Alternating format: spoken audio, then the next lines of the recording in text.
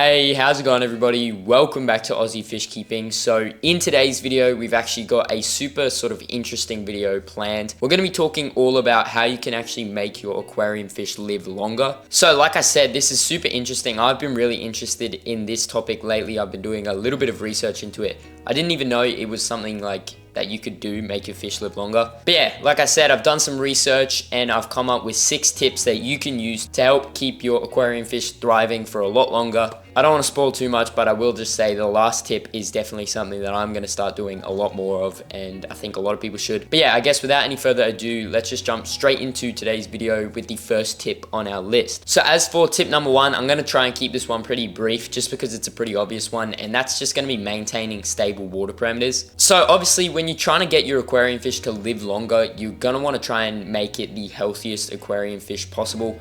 And in order to be the healthiest aquarium fish possible, it's going to need good water quality and stable water parameters. So obviously you're going to want to keep your fish's desired pH as stable as possible. You don't want too many fluctuations.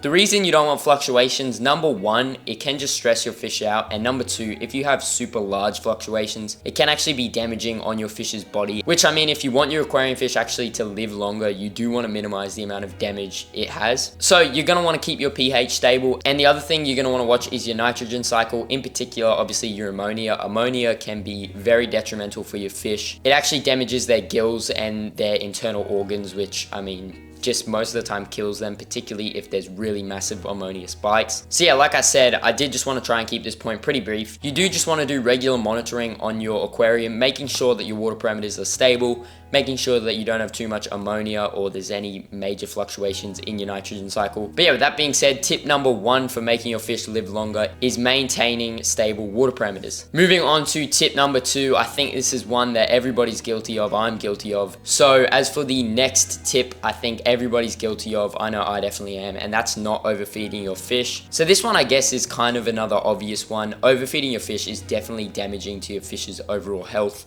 Overfeeding anything is damaging to their health, I guess, and it's absolutely no different with your fish. Like I always say, you should try and feed your fish as much as they can eat in around 2 to 3 minutes and no more, and you do that about once, maybe twice a day. Twice a day is probably pushing it, but if you do that at least once a day, it will sustain them for their whole life. And something I like to do as well as that is I actually fast my fish every now and then. So you got to also think out in the wild, you know, these fish aren't eating every single day anyway, and even if they are, they're not going to be massive meals. But then again, out in the wild, they're not living as long, so you want to try and find like a balance between keeping your fish as wild as possible and keeping them as healthy as possible in your aquarium. It's kind of confusing. So some of the ways you can tell if your fish are overfed, number 1, if they're just getting huge and bloated, that's a great way to tell that they're overfed. I mean, it's really the only way to tell they're overfed. So yeah, you'll just see your fish are getting absolutely huge, and not only can overfeeding just affect your fish's like overall health in general, but it can also affect the water quality, which can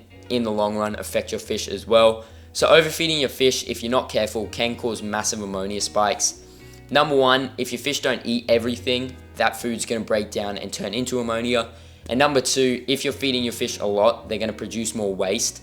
And because they're producing more waste, that's also going to cause more ammonia. So you really want to try and not overfeed your fish. I mean, that is pretty obvious. And if you do notice these things, I'd recommend just fasting your fish, not for like weeks and weeks, but fasting your fish for a few days and then just slowly like reducing the serving sizes for your aquarium fish. But yeah, with that being said, that's another quick, brief little tip that you can use to help keep your fish living a healthy life for longer. Moving on to the next tip on our list. This one really is only if you're keeping a lot of fish or you have a large community aquarium, and that's making sure you're quarantining new fish. So this one sort of goes with keeping your fish as healthy as possible for as long as possible. So if you don't quarantine new fish, there is a risk that they're carrying diseases or parasites, and when you put those in your aquarium with your other fish, they can spread to all your fish, and if your fish gets a parasite or disease, even if it does survive that particular parasite or disease, it will have a slight effect on your fish's overall health. And in the long run, a lot of the time, fish that have been severely diseased or have had a lot of parasites early on in their life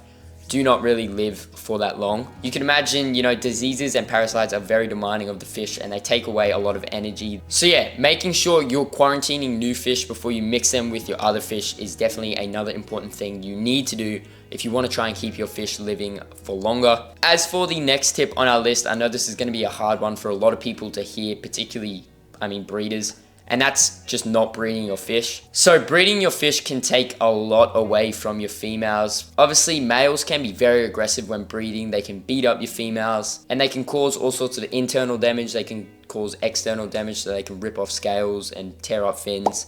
And that is very demanding of your fish as well. It means they have to use a lot of energy to repair those sorts of things. But as well as that, particularly in live bearers like guppies, once the female has produced a few batches of fry, you'll see their back starts to curve. It really is, again, demanding of the fish. And it can cause a lot of long-term damage. And not only does that occur in live bearers, but in all fish, if you've bred your females quite a few times, and yeah, they have in the long run, again, it can just take away lay the eggs, raise the fry, protect the fry lifespan. So with that being said, trying not to breed your females is definitely another great thing you can do to help your fish live longer lives. Moving on to the next tip on our list. This one again is about the fish's diet, and that's making sure you're having a...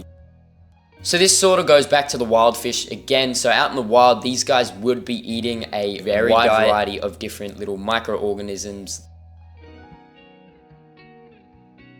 But then again, they don't live as long out in the wild. Bits of organic and in the aquarium hobby, we've got all sorts of great aquarium fish foods that are really beneficial for the fish's health.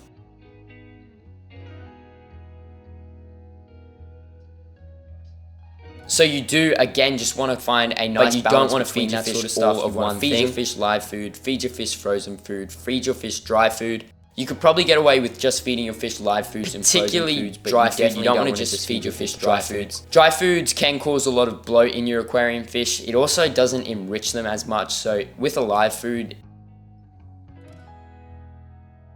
whereas if it's just a dry food and you're dropping it into the aquarium, the fish have to sort of, I guess, and yeah, like I said, dry foods usually have a lot more of a chance of giving your aquarium fish bloat. So yeah, with that being said, making sure you're providing your fish a very high quality, varied diet is another great way to keep them living longer. And then moving on to the final tip on our list, like I said, this one is the most interesting and it's definitely a super fascinating tip. So the whole idea around this tip is that when you're keeping your fish in and that's keeping your fish in cooler water, and that does make sense. I mean, obviously in a warmer environment, your fish are going to be more active. It actually makes your fish more active, like much colder water.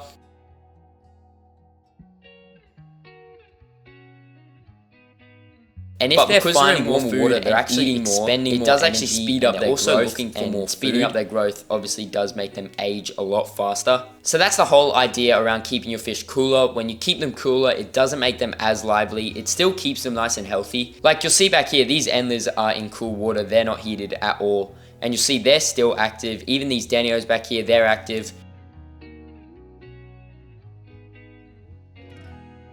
But it just makes them a little bit less active. So it doesn't make your fish, by making them that little bit less active, they're not constantly looking for food, which means they're not growing as fast, so they're not aging as much, and that means your aquarium fish are going to live for a lot longer. Now, in saying that, you do have to be very careful with this because there are a wide range of tropical aquarium fish that only live in warmer water.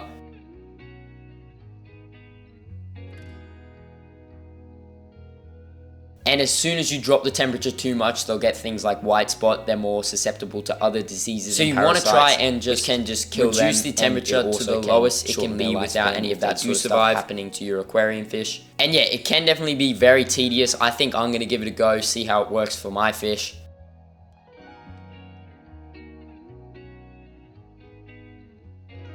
It's going to be a lot easier doing it with more cold tolerant. It's probably going to take a lot of trial and error, and you want to make sure that your aquarium fish aren't suffering too much. But yeah, with that being said, keeping your fish in cooler water is another great way to help them live a lot longer in your aquarium. So that is actually going to bring us to the end of today's video. I hope you all enjoyed, and I hope this video helps a few of you guys out. If you did enjoy today's video and you haven't done so already, make sure to go down and subscribe, and while you're down there, smash the like button and comment your thoughts on today's video.